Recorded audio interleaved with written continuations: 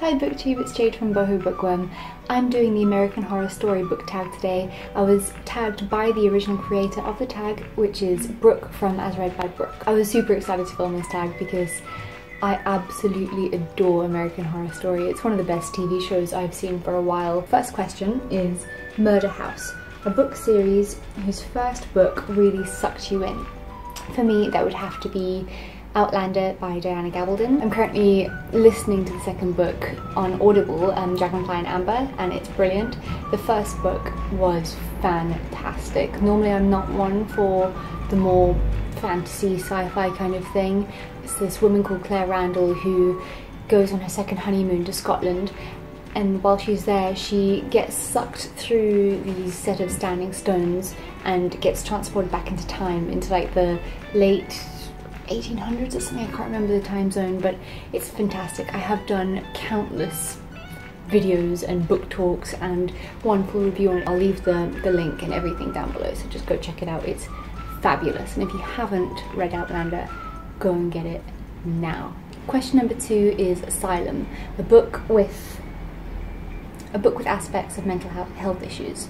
I have been reading a lot of books with mental health issues lately, but I decided to choose the one that definitely made the biggest impact on me, but was also the best by far, and that's All the Right Places by Jennifer Neven. I am getting her second book, Holding Up the Universe, which has just been released later today. I'm so excited to receive that. She is an incredible author. This is the only thing I've read of hers, but she blew my mind. I mean, someone said that this is the next Fault in Our Stars, and honestly I think she is 10 times better than John Green. This is a book that I've also done full review on, and I'll leave the book review link down below, but just a rough summary. This book is about Finch and Violet, 2 teenagers who have been having a pretty rough time in life. Violet was involved in a nasty car accident and she lost her sister, and Finch has just always struggled with depression and suicidal thoughts. They meet on top of a school bell tower where they're both contemplating jumping off and ending their own lives, and from there on in the book is just about how their relationship forms and falling in love and helping each other overcome depression and sadness. And just there's this really beautiful school project that they've got to take part in, which follows them around their town, and they've got to go and investigate all these really cool spots around their town, which is like tourist attractions or whatever, and it's great. Just give it a read. Question number 3 is Coven, a book with witches or witchcraft in it, and for this one I chose The Witch of Portobello by Paulo Coelho. This is a book I actually read in 2014 and I gave it 4 stars. It's based on a woman who has always had a passion to explore the world. She's never been afraid to do it, and she just wants to experience everything that life has to offer.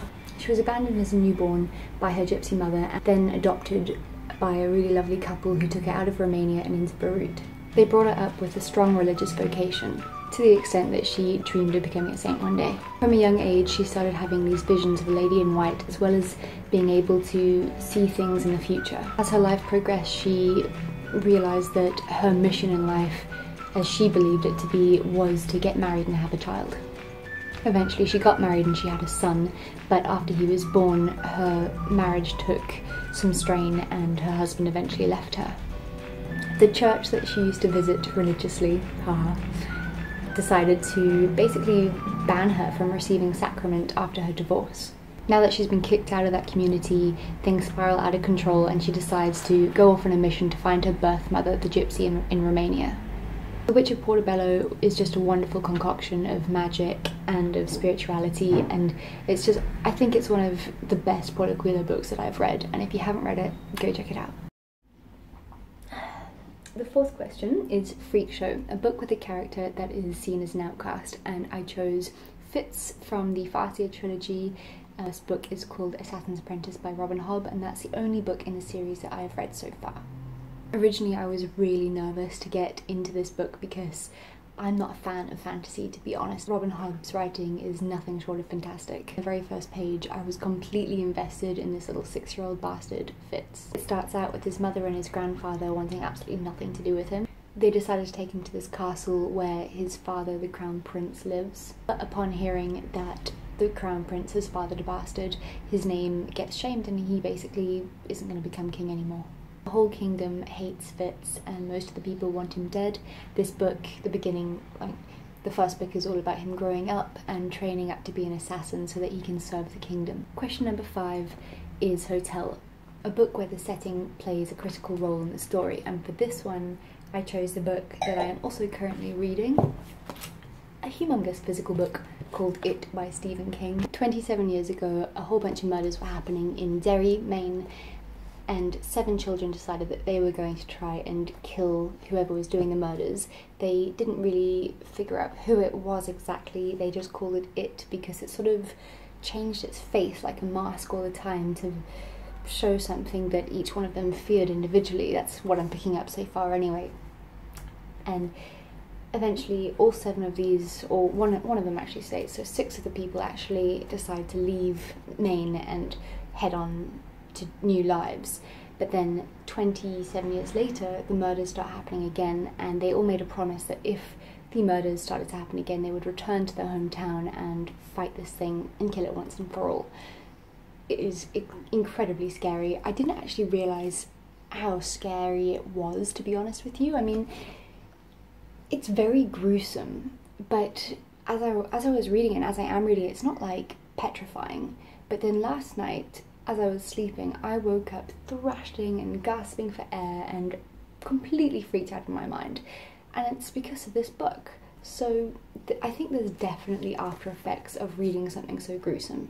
The last question is Roanoke, a book with a unique writing style that you loved. You know, to be honest, there is one book that I have in mind, but I just can't remember the author or the titles. Obviously it meant the world to me, but I love books set in email format. I really, really do.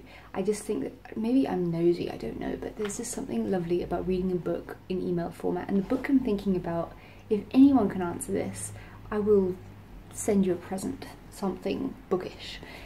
It's a book about, I think it's like a comic, like a comic designer, like an artist. She works for a comic and she's the artist for it, and then she goes on holiday, but like a working holiday, and there's this dude that's with her and they don't like each other at all at first, but then obviously they fall in love and it's complete chick lit.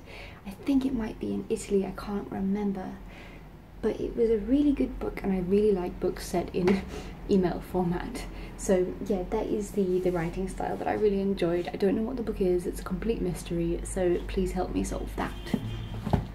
Now the part of the tag where I tag other booktubers. I'm going to tag Katie from Kit Kats Can Read, Adrian and Dalton from Strip Cover Lit, Tasha from Fairy Drugs, Ali from The Hardback Hoarder, Vanessa from Paper Fairy, Gabriella from Frumius Reads, Roya from Unicorn Hunter Books, and Jordan from Jordan Lurie. I hope you guys film this tag. If you do, please leave the links to your videos in the comment down below so I can check it out, or just let me know that you've done it.